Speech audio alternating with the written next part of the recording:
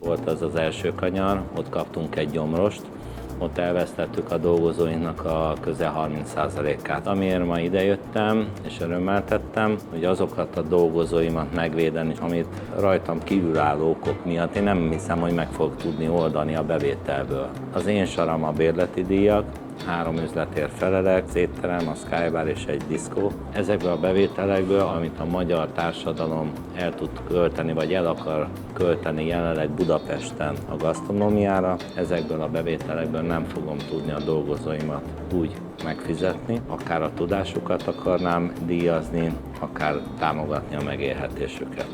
Úgyhogy a jó az nem ilyen.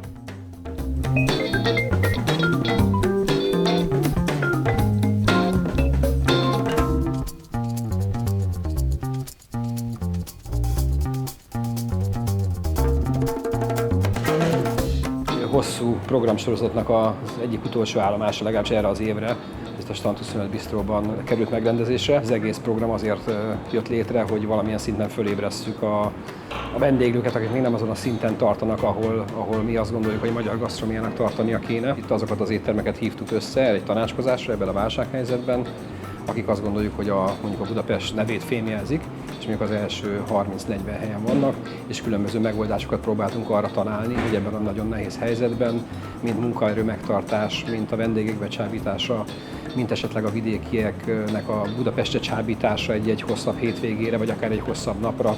Erről szólt ez a mai program.